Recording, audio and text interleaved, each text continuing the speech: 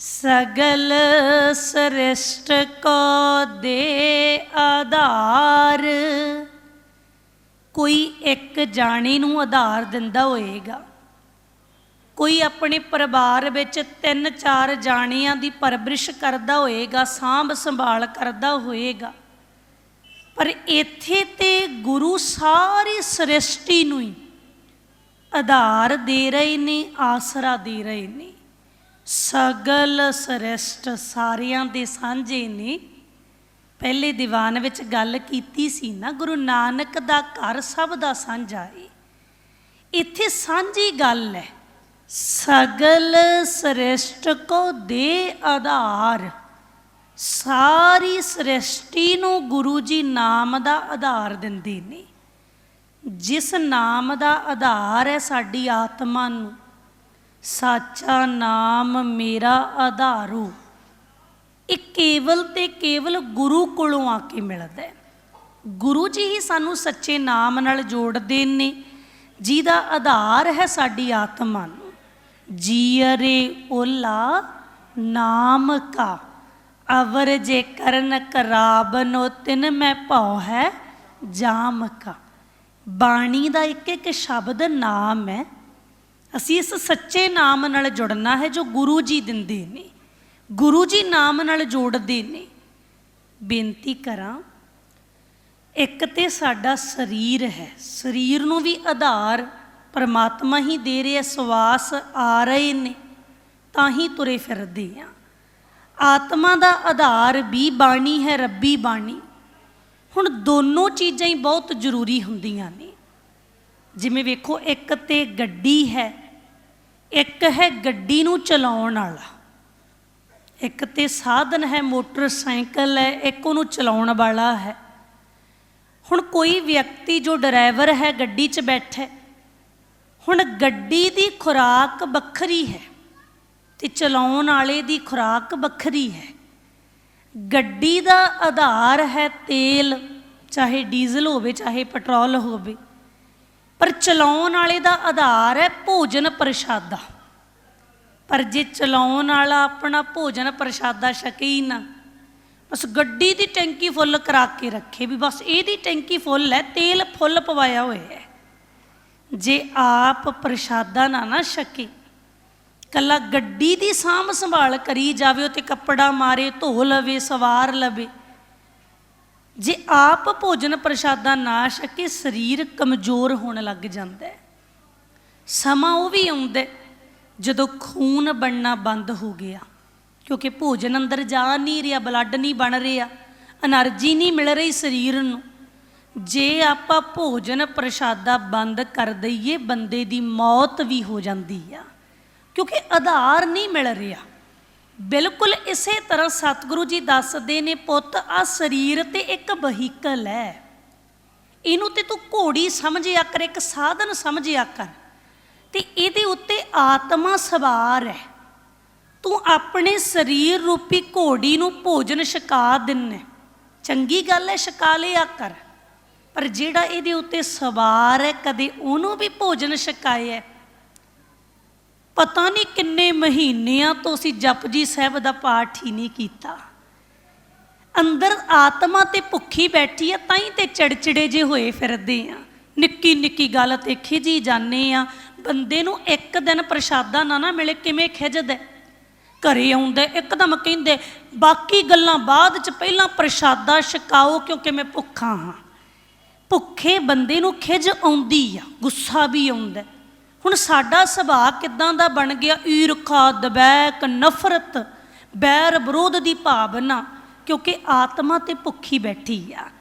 इनू भी भोजन छकाइए, सवेरे शाम नितनेम करिए, जिन्ना भी हो सकता बाणी पढ़ीए, सहज पाठ शुरू करिए। सतगुरु जी आखदे ने, गुरु विच ऐसी समर्था है। गुरु जी सारी सृष्टि नूं आसरा दिंदे ने, आधार दिंदे ने। फिर अगे आखदे ने, गुर के चरण कमल मन ध्याए, दुख दर्द इस तन ते जाए। गुर के चरण, ਗੁਰੂ ਦੇ ਚਰਨਾਂ ਕਮਲਾਂ ਨੂੰ, ਸੋਹਣੇ ਚਰਨਾਂ ਕਮਲਾਂ ਨੂੰ ਤੂੰ ਹਿਰਦੇ ਵਿੱਚ ਧਿਆਉਣਾ ਸ਼ੁਰੂ ਕਰ ਦੇ। ਜਦੋਂ ਤੂੰ ਹਿਰਦੇ 'ਚ ਧਿਆਏਂਗਾ ਨਾ ਚਰਨਾਂ ਨੂੰ, ਫਿਰ ਤੇਰੇ ਤੇ ਕਿਰਪਾ ਹੋ ਜਾਣੀ ਆ। ਦੁੱਖ ਦਰਦ ਇਸ ਤਨ ਤੇ ਜਾਏ, ਦੁੱਖ ਦਰਦ ਤੇ ਚਲੇ ਜਾਣਗੇ ਇਸ ਤਨ ਦੇ ਵਿੱਚੋਂ। ਤੂੰ ਆਪਣੇ ਹਿਰਦੇ 'ਚ ਚਰਨਾਂ ਕਮਲਾਂ ਨੂੰ ਧਿਆਇਆ ਕਰ। ਹੁਣ ਸਵਾਲ ਖੜਾ ਹੁੰਦਾ, ਗੁਰੂ ਜੀ ਦੇ ਚਰਨ ਕਿੱਥੇ ਨੇ? ਵੇਖੋ ਨਿਗਾਹ ਮਾਰ ਕੇ, ਗੁਰੂ ਗ੍ਰੰਥ ਸਾਹਿਬ ਮਹਾਰਾਜ ਜੀ ਦੇ ਚਰਨ ਦਿਸ ਰਹੇ ਆ ਜੀ ਸਾਨੂੰ। ਚੇਤੇ ਰੱਖਿਓ, ਇੱਥੇ ਹੱਡ ਮਾਸ ਦੇ ਚਰਨਾਂ ਦੀ ਗੱਲ ਨਹੀਂ ਹੈ। ਨਾਲੇ ਹੱਡ ਮਾਸ ਦੇ ਚਰਨਾਂ ਨੂੰ ਤੇ ਹਿਰਦੇ 'ਚ ਧਿਆਇਆ ਜਾ ਹੀ ਨਹੀਂ ਸਕਦਾ, ਕਿਵੇਂ ਟਿਕਾਵਾਂਗੇ? ਇੱਥੇ ਗੁਰੂ ਦੇ ਚਰਨਾਂ ਦੀ ਜੇ ਗੱਲ ਆਈ ਆ ਨਾ, ਬਾਬਾ ਜੀ ਨੇ ਬਾਣੀ 'ਚ ਦੱਸਿਆ ਵੀ ਹੈ ਕਿ ਗੁਰੂ ਦੇ ਚਰਨ ਕਿਹੜੇ ਹੁੰਦੇ ਨੇ। ਹਿਰਦੈ ਚਰਨ ਸ਼ਬਦ ਸਤਿਗੁਰ ਕੋ, ਨਾਨਕ ਬਾਧਿਓ ਪਾਲ। ਇਹ ਗੱਲ ਘੁੱਟ ਕੇ ਪੱਲੇ ਨਾਲ ਬੰਨ੍ਹ ਲਵੋ। ਗੁਰੂ ਜੀ ਆਖਦੇ ਨੇ, ਪੁੱਤ ਚੰਗੀ ਤਰ੍ਹਾਂ ਗੰਠ ਬੰਨ੍ਹ ਲਾਈ ਦੀ। ਗੁਰੂ ਦੇ ਸ਼ਬਦ ਹੀ ਗੁਰੂ ਦੇ ਚਰਨ ਹੁੰਦੇ ਨੇ।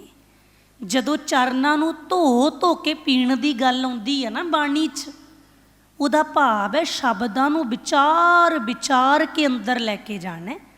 ਜਦੋਂ ਸ਼ਬਦ ਅੰਦਰ ਜਾਂਦਾ ਫੇਰ ਹੀ ਤੇ ਦੁੱਖ ਦੂਰ ਹੁੰਦਾ। ਆਪਾਂ ਪੜ੍ਹਦੇ ਹਾਂ ਨਾ, ਸੁਣਿਐ ਦੁਖ ਪਾਪ ਕਾ ਨਾਸ, ਦੁਖ ਰੋਗ ਸੰਤਾਪ ਉਤਰੇ, ਸੁਣੀ ਸੱਚੀ। ਬੋਲਿਆ ਕਰੋ ਨਾਲ ਨਾਲ। ਇਹ ਤੇ ਆਪਾਂ ਰੋਜ਼ਾਨਾ ਬਾਣੀਆਂ ਸੁਣਦੇ ਹਾਂ, ਪੰਗਤੀਆਂ ਯਾਦ ਨੇ। ਦੁਖ ਰੋਗ ਸੰਤਾਪ ਉਤਰੇ, ਸੁਣੀ ਸੱਚੀ। ਬਾਣੀ ਸੁਣਨ ਦੇ ਨਾਲ, ਇਹਨਾਂ ਚਰਨਾਂ ਨੂੰ ਅੰਦਰ ਲਿਜਾਣ ਦੇ ਨਾਲ ਫਿਰ ਦੁੱਖ ਦਰਦ ਤਨ ਵਿੱਚੋਂ ਚਲੇ ਜਾਂਦੇ ਨੇ। ਇਸ ਗੱਲ ਨੂੰ ਵੀ ਸਮਝੀਏ। ਸਤਿਗੁਰੂ ਜੀ ਨੇ ਬਕਾਇਦਾ ਆਖਿਆ, ਇਹ ਕੋਈ ਲਾਰਾ ਨਹੀਂ ਲਾਇਆ। ਗੁਰੂ ਜੀ ਕੋਈ ਲਾਰਾ ਨਹੀਂ ਲਾਉਂਦੇ। ਸਤਿਗੁਰੂ ਜੀ ਨੂੰ ਕੋਈ ਵੀ ਇੱਦਾਂ ਨਹੀਂ ਵੀ ਮੈਂ ਕਿਸੇ ਦੀ ਜੇਬ ਵੱਲ ਵੇਖਣਾ ਜਾਂ ਕਿਸੇ ਦੀ ਵੋਟ ਵੱਲ ਵੇਖਣਾ। ਇੱਥੇ ਨੋਟ ਵੋਟ ਦਾ ਕੋਈ ਚੱਕਰ ਨਹੀਂ। ਜੋ ਸੱਚ ਹੈ ਗੁਰੂ ਜੀ ਸਿੱਧਾ ਮੂੰਹ ਤੇ ਆਖਦੇ ਨੇ। ਸਪਸ਼ਟ ਆਖਿਆ ਸਤਿਗੁਰੂ ਜੀ ਨੇ, ਦੁੱਖ ਦਰਦ ਇਸ ਤਨ ਤੇ ਜਾਏ। ਤਨ ਦੇ ਵਿੱਚੋਂ ਚਲੇ ਜਾਣਗੇ, ਪਰ ਤਨ ਤੇ ਆਉਂਦੇ ਜਾਂਦੇ ਰਹਿੰਦੇ ਨੇ। ਕਿੱਥੇ ਮਰਜੀ ਭੱਜ ਲਈਏ, ਇਹ ਜਿਹੜੇ ਦੁੱਖ ਦਰਦ ਆ ਨਾ, ਇਹ ਤਨ ਤੇ ਤਾਂ ਆਉਣਗੇ ਹੀ ਆਉਣਗੇ। ਕਿਉਂਕਿ ਗੁਰਬਾਣੀ ਦਾ ਅਟੱਲ ਫੈਸਲਾ ਹੈ, ਸੁਖ ਦੁੱਖ ਦੋਏ ਦਰ ਕੱਪੜੇ, ਪਹਿਰੇ ਜਾਏ ਮਨੁੱਖ। ਸੁੱਖ ਤੇ ਦੁੱਖ ਦੋ ਕੱਪੜੇ ਨੇ ਜਿਹੜੇ ਹਰੇਕ ਮਨੁੱਖ ਨੂੰ ਪਾਉਣੇ ਪੈਂਦੇ ਨੇ। ਪਰ ਜੇ ਅਸੀਂ ਬਾਣੀ ਨਾਲ ਜੁੜ ਗਏ ਨਾ, ਦੁੱਖ ਸਾਡੇ ਘਰ ਤੱਕ ਆ ਸਕਦਾ, ਸਾਡੇ ਤਨ ਤੱਕ ਵੀ ਆ ਸਕਦਾ, ਪਰ ਮਨ ਤੱਕ ਨਹੀਂ ਜਾ ਸਕਦਾ। ਗੁਰੂ ਜੀ ਨੇ ਕਿਰਪਾ ਕਰ ਦੇਣੀ ਆ। ਵੇਖੋ, ਜਿਹੜਾ ਬਾਣੀ ਪੜ੍ਹਦਾ ਖੰਘ ਜ਼ੁਕਾਮ ਉਹਨੂੰ ਵੀ ਹੋ ਸਕਦਾ। ਅਸੀਂ ਕਈ ਵਾਰ ਸੋਚਦੇ ਹਾਂ ਨਾ, ਅਸੀਂ ਤੇ ਰੋਜ਼ ਨਿਤਨੇਮ ਕਰਦੇ ਹਾਂ, ਮੇਰੇ ਸਿਰ ਪੀੜ ਕਿਉਂ ਹੋਣ ਲੱਗ ਗਈ, ਸਾਡਾ ਕੰਮ ਕਿਉਂ ਨਹੀਂ ਬਣਿਆ, ਅਸੀਂ ਤੇ ਰੋਜ਼ ਗੁਰਦੁਆਰੇ ਜਾਂਦੇ ਹਾਂ। ਚੇਤੇ ਰੱਖੀਏ, ਜਿਹੜਾ ਬਾਣੀ ਪੜ੍ਹਦਾ ਮੌਤ ਰੂਪੀ ਦੁੱਖ ਉਹਦੇ ਜੀਵਨ 'ਚ ਵੀ ਆਉਣਾ ਹੈ। ਇੱਦਾਂ ਦੇ ਦੁੱਖ ਤੇ ਆਉਣਗੇ, ਕੋਈ ਬਿਮਾਰੀ ਵੀ ਆ ਸਕਦੀ ਹੈ ਤਨ ਉੱਤੇ। ਪਰ ਜੇ ਅਸੀਂ ਸ਼ਰਨ ਕਰਕੇ, ਮਨ ਕਰਕੇ ਗੁਰੂ ਦੀ ਸ਼ਰਨ 'ਚ ਹੋਏ ਨਾ, ਫਿਰ ਕਿਰਪਾ ਹੋ ਜਾਣੀ ਆ। ਇਹ ਦੁੱਖ ਦਰਦ ਅੰਦਰੋਂ ਚਲੇ ਜਾਣਗੇ। ਮੈਂ ਗੱਲ ਨੂੰ ਸੌਖੇ ਢੰਗ ਨਾਲ ਕਹਿ ਦੇਵਾਂ, ਜਦੋਂ ਅਸੀਂ ਵੱਡੇ ਘੱਲੂਘਾਰੇ ਦਾ ਇਤਿਹਾਸ ਪੜ੍ਹਦੇ ਹਾਂ ਨਾ, ਵੱਡੇ ਘੱਲੂਘਾਰੇ ਦੇ ਵਿੱਚ 1762 ਵਿੱਚ ਜੋ ਹੋਇਆ ਸੀ, ਆਪਣੀ ਅੱਧੀ ਸਿੱਖ ਕੌਮ ਸ਼ਹੀਦ ਹੋ ਗਈ ਸੀ। ਜਿਸ ਸਮੇਂ ਅੱਧੀ ਸਿੱਖ ਕੌਮ ਸ਼ਹੀਦ ਹੋਈ, ਜ਼ਾਲਮਾਂ ਦਾ ਟਾਕਰਾ ਕਰਦੇ ਹੋਏ ਜਥਾ ਅੱਗੇ ਵੱਧਦਾ ਜਾ ਰਿਹਾ ਹੈ। ਬਰਨਾਲੇ ਦੇ ਨੇੜੇ ਇੱਕ ਪਿੰਡ ਹੈ ਗਹਿਲ ਪਿੰਡ, ਉੱਥੇ ਜਥਾ ਪਹੁੰਚੇ ਹੈ। ਸ਼ਾਮ ਦਾ ਵਕਤ ਹੋਇਆ। ਹੁਣ ਜਿੰਨਾ ਜਥਾ ਬਚ ਗਿਆ, ਬਾਕੀ ਤੇ ਸ਼ਹਾਦਤਾਂ ਦੇ ਜਾਮ ਪੀ ਚੁੱਕੇ ਨੇ, ਜਿੰਨੇ ਬਚੇ ਨੇ ਉਹਨਾਂ ਦੇ ਸਰੀਰਾਂ ਉੱਤੇ ਫੱਟ ਲੱਗੇ ਹੋਏ ਨੇ, ਬੜੇ ਗਹਿਰੇ ਫੱਟ ਨੇ, ਖੂਨ ਸਿਮ ਰਿਹਾ ਹੈ। ਜਿੰਨੇ ਬਚੇ ਨੇ ਉਹਨਾਂ ਦੇ ਵਿੱਚੋਂ ਕਿਸੇ ਦਾ ਪੁੱਤ ਸ਼ਹੀਦ ਹੋ ਗਿਆ, ਕਿਸੇ ਦੀ ਪਤਨੀ ਸ਼ਹੀਦ ਹੋ ਗਈ, ਕਿਸੇ ਦਾ ਪਿਤਾ ਸ਼ਹੀਦ ਹੋਇਆ ਪਿਆ। ਪਰ ਗਹਿਲ ਪਿੰਡ ਆ ਕੇ ਸਾਰੀ ਸੰਗਤ ਨੇ ਜਦੋਂ ਵੇਖਿਆ ਨਾ ਵੀ ਸ਼ਾਮ ਦਾ ਸਮਾਂ ਹੋ ਗਿਆ, ਚੌਂਕੜੇ ਲਾ ਲਏ ਤੇ ਕਹਿਣ ਲੱਗੇ ਆਓ ਪਹਿਲਾਂ ਨਿਤਨੇਮ ਕਰ ਲਈਏ, ਬਾਕੀ ਵਿਚਾਰਾਂ ਬਾਅਦ ਚ ਕਰਾਂਗੇ। ਹੁਣ ਉਸੇ ਜਥੇ ਦੇ ਵਿੱਚ ਇੱਕ ਸੂਈਆ ਸੀ। ਜ਼ਾਲਮ ਦੀ ਫੌਜ ਨੇ, ਦੁਸ਼ਮਣਾਂ ਦੀ ਫੌਜ ਨੇ ਸੂਈਆ ਵੀ ਛੱਡਿਆ ਸੀ।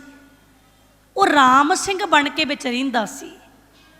ਜਦੋਂ ਨਿਤਨੇਮ ਹੋਇਆ ਉਹ ਬੜਾ ਹੈਰਾਨ ਵੀ ਇਹਨਾਂ ਦੀ ਅੱਧੀ ਕੌਮ ਸ਼ਹੀਦ ਹੋਈ ਪਈ ਆ, ਹਜੇ ਵੀ ਬਾਣੀ ਪੜ੍ਹੀ ਜਾਂਦੇ ਨੇ। ਜਿਹੜੇ ਬੈਠੇ ਨੇ ਇਹਨਾਂ ਦੇ ਸਰੀਰ 'ਚੋਂ ਵੀ ਖੂਨ ਸਿੰਮੀ ਜਾ ਰਿਹਾ, ਬੜੇ ਗਹਿਰੇ ਫੱਟ ਨੇ, ਦਰਦ ਪੀੜਾ ਤੇ ਹੋ ਰਹੀ ਹੋਣੀ ਆ, ਕਿੰਨਾ ਦੁੱਖ ਆ ਗਿਆ ਤਨ ਉੱਤੇ, ਪਰ ਫਿਰ ਬਾਣੀ ਪੜ੍ਹੀ ਜਾਂਦੇ ਨੇ। ਸਮਾਪਤੀ ਤੋਂ ਬਾਅਦ ਅਰਦਾਸ ਕੀਤੀ। ਸਰਦਾਰ ਜੱਸਾ ਸਿੰਘ ਆਹਲੂਵਾਲੀਆ ਜੀ ਨੇ ਅਰਦਾਸ ਵਿੱਚ ਬੋਲ ਕਹੇ, ਸਤਿਗੁਰੂ ਜੀ ਆਪ ਜੀ ਦਾ ਸ਼ੁਕਰ ਹੈ, ਆਪ ਜੀ ਦੇ ਭਾਣੇ ਵਿੱਚ ਦਿਨ ਸੁੱਖਾਂ ਦਾ ਬਤੀਤ ਹੋਇਆ, ਰਹਿਣ ਆਈ ਆ, ਕਿਰਪਾ ਕਰਿਓ ਆਪ ਜੀ ਦੇ ਭਾਣੇ 'ਚ ਬਤੀਤ ਹੋਵੇ। ਅਰਦਾਸ ਦੀ ਸਮਾਪਤੀ ਤੋਂ ਬਾਅਦ ਰਾਮ ਸਿੰਘ ਤੋਂ ਰਿਹਾ ਨਾ ਗਿਆ। ਉਹ ਹੈਰਾਨ ਹੋ ਕੇ ਪੁੱਛਦੇ, ਉਹਨੇ ਦੱਸ ਵੀ ਦਿੱਤਾ ਕਿ ਮੈਂ ਤੇ ਸੂਈਆਂ ਹਾਂ, ਪਰ ਤੁਹਾਡੇ ਜੀਵਨ ਤੋਂ ਬੜਾ ਪ੍ਰਭਾਵਿਤ ਹੋਏ, ਮੈਨੂੰ ਦੱਸੋ ਤੁਹਾਡੀ ਅੱਧੀ ਕੌਮ ਸ਼ਹੀਦ ਹੋ ਗਈ, ਹਜੇ ਵੀ ਤੁਸੀਂ ਕਹਿੰਦੇ ਹੋ ਦਿਨ ਸੁੱਖਾਂ ਦਾ ਬਤੀਤ ਹੋਇਆ। ਇਹ ਕਿਹੜੇ ਸੁੱਖ ਦੀਆਂ ਗੱਲਾਂ ਨੇ, ਤੁਹਾਡੀ ਕੌਮ ਤੇ ਤਾਂ ਦੁੱਖ ਹੀ ਬਹੁਤ ਆ ਗਿਆ। ਤੇ ਸਰਦਾਰ ਜੱਸਾ ਸਿੰਘ ਆਹਲੂਵਾਲੀਆ ਜੀ ਕਹਿਣ ਲੱਗੇ, ਭਲਿਆ ਸ਼ਹੀਦ ਹੀ ਹੋਏ ਆ ਨਾ, ਕਿਸੇ ਨੇ ਗੁਰੂ ਵੱਲੋਂ ਮੁੱਖ ਤਾਂ ਨਹੀਂ ਫੇਰੇ ਆ, ਜਿੰਦ ਲੇਖੀ ਲਾ ਕੇ ਗਏ ਆ ਨਾ। ਜਦੋਂ ਇਦਾਂ ਦੀਆਂ ਗੱਲਾਂ ਸੁਣੀਆਂ, ਰਾਮ ਸਿੰਘ ਕਹਿਣ ਲੱਗਿਆ ਮੈਂ ਬਾਕੀ ਸਿੰਘ ਬਣਨਾ ਚਾਹੁੰਦਾ, ਮੈਨੂੰ ਵੀ ਅੰਮ੍ਰਿਤ ਛਕਾਓ। ਤੇ ਉਸ ਸਮੇਂ ਨੇ ਗੱਲ ਕਹੀ ਸੀ, ਕਹਿਣ ਲੱਗਿਆ ਅੰਮ੍ਰਿਤ ਛਕਾਉਣ ਤੋਂ ਪਹਿਲਾਂ ਮੈਨੂੰ ਇਹ ਗੱਲ ਦੱਸ ਦਿਓ ਕਿ ਆਪਣੇ ਵਾਸਤੇ ਕੋਈ ਦੁੱਖਾਂ ਦਾ ਦਿਨ ਵੀ ਹੁੰਦਾ ਹੈ।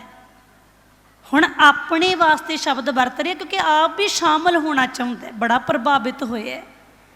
ਕਹਿਣ ਲੱਗਿਆ ਆਪਣੇ ਵਾਸਤੇ ਕੋਈ ਦੁੱਖਾਂ ਦਾ ਦਿਨ ਵੀ ਹੁੰਦਾ। ਸਰਦਾਰ ਜੱਸਾ ਸਿੰਘ ਆਹਲੂਵਾਲੀਆ ਜੀ ਕਹਿਣ ਲੱਗੇ, ਹਾਂ ਆਪਣੇ ਲਈ ਦੁੱਖ ਦਾ ਦਿਨ ਵੀ ਹੁੰਦਾ। ਕਹਿਣ ਲੱਗਿਆ ਕਦੋਂ ਦੁੱਖ ਦਾ ਦਿਨ ਹੁੰਦਾ? ਸਰਦਾਰ ਜੱਸਾ ਸਿੰਘ ਆਹਲੂਵਾਲੀਆ ਜੀ ਨੇ ਜਵਾਬ ਦਿੱਤਾ, ਕਹਿਣ ਲੱਗੇ ਜਿਸ ਦਿਨ ਆਪਾਂ ਨਿਤਨੇਮ ਨਹੀਂ ਕਰਦੇ, ਬਾਣੀ ਨਹੀਂ ਪੜ੍ਹਦੇ, ਜਿਸ ਦਿਨ ਆਪਾਂ ਨੂੰ ਗੁਰੂ ਭੁੱਲ ਜਾਂਦਾ, ਪਰਮਾਤਮਾ ਭੁੱਲ ਜਾਂਦਾ, ਉਹ ਦਿਨ ਆਪਣੇ ਲਈ ਦੁੱਖਾਂ ਦਾ ਦਿਨ ਬਣ ਜਾਂਦਾ। ਤੇ ਮਾਰੀਏ ਨਿਗਾਹ, ਅੱਜ ਇੱਥੋਂ ਜ਼ਿੰਮੇਵਾਰੀ ਲੈ ਕੇ ਜਾਈਏ ਕਿ ਅਸੀਂ ਆਪਣੇ ਘਰ ਵਿੱਚ ਦੁੱਖ ਦਾ ਦਿਨ ਨਹੀਂ ਆਉਣ ਦੇਣਾ।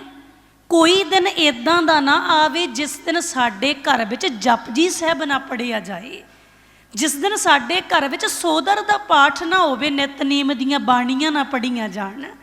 ਸਾਡੇ ਲਈ ਉਹ ਸਮਾਂ ਦੁੱਖਾਂ ਭਰਿਆ ਹੈ ਜਦੋਂ ਸਾਨੂੰ ਪਰਮਾਤਮਾ ਭੁੱਲਦਾ। ਵੈਸੇ ਤੇ ਕਈ ਦਿਨ ਕਢਾਉਂਦੇ ਆ ਨਾ, ਆਹ ਦਿਨ ਸ਼ੁਭ ਹੈ, ਆਹ ਦਿਨ ਅਸ਼ੁਭ ਹੈ।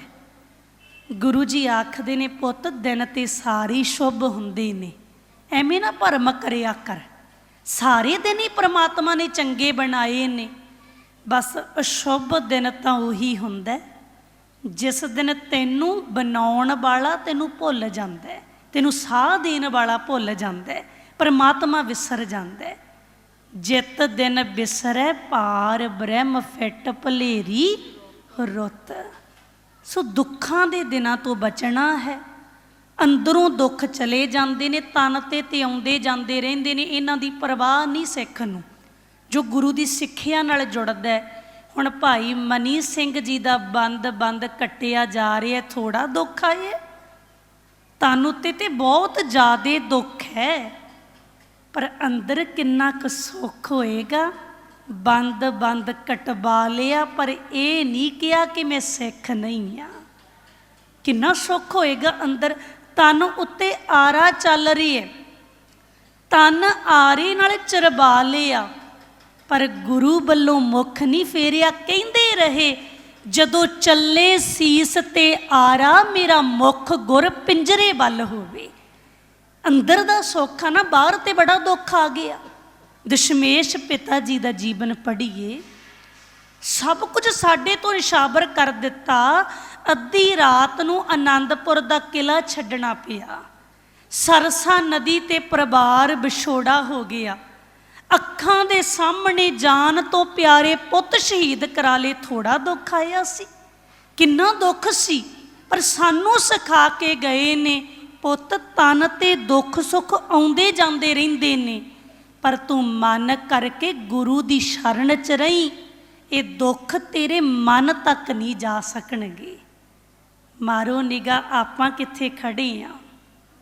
ਆਪਣੀ ਤਾਂ ਇੱਕ ਦਿਨ ਮੱਝ ਨਾ ਮਿਲੇ, ਗੁਰੂ ਦਾ ਦਾਰੀ ਛੱਡ ਦਿੰਨੇ ਆ। ਕਹਿੰਦੇ ਆ ਨਾ ਫਲਾਨੀ ਜਗ੍ਹਾ ਤੇ ਜਾਣਾ ਪੈਣਾ, ਉੱਥੇ ਦੁੱਧ ਪਾ ਕੇ ਆਉਣਾ ਪੈਣਾ, ਫੇਰ ਮੱਝ ਮਿਲੂਗੀ। ਅਸੀਂ ਤੇ ਮੱਝ ਨਾ ਮਿਲੇ ਤਾਂ ਗੁਰੂ ਦਾ ਦਰ ਛੱਡ ਦਿੰਨੇ ਆ। ਦੂਜੇ ਪਾਸੇ ਉਹ ਨੇ ਜਿਨ੍ਹਾਂ ਨੇ ਬੰਦ ਕਟਵਾ ਲਏ, ਉਬਲਦੀਆਂ ਦੇਗਾਂ 'ਚ ਬੈਠ ਗਏ, ਪੁੱਠੀਆਂ ਖੱਲਾਂ ਲਹਾ ਲਈਆਂ, ਤਾਂ ਗੁਰੂ ਦਾ ਦਰ ਨਾ ਛੱਡਿਆ, ਤਾਂ ਨਾ ਗੁਰੂ ਦਾ ਦਰ ਛੱਡਿਆ। ਕਿਉਂ? ਕਿਉਂਕਿ ਉਹਨਾਂ ਨੂੰ ਪਤਾ ਅਸਲੀ ਸੁੱਖ ਕੀ ਹੈ। ਇਸ ਕਰਕੇ ਗੁਰੂ ਪਿਤਾ ਜੀ ਆਖਦੇ ਨੇ, ਪੁੱਤ ਬਾਣੀ ਨਾਲ ਜੁੜ, ਤੈਨੂੰ ਵੀ ਪਤਾ ਲੱਗੇ ਅਸਲੀ ਆਨੰਦ ਕੀ ਹੈ, ਜਿਹਦੇ ਲਈ ਤੂੰ ਦੁਨੀਆ ਵਿੱਚ ਆਇਆ ਹੈ। ਆਪਾਂ ਦੁਨੀਆ 'ਚ ਕੀ ਕਰਨ ਆਏ ਆ? ਆਇਓ ਸੁਨਨ ਪੜਨ ਕੋ ਬਾਣੀ, ਬਾਣੀ ਵਰਗੇ ਬਣਨ ਵਾਸਤੇ ਆਏ ਹਾਂ ਅਸੀਂ ਦੁਨੀਆ ਵਿੱਚ। ਗੁਰਬਾਣੀ ਬਣੀ ਹੈ।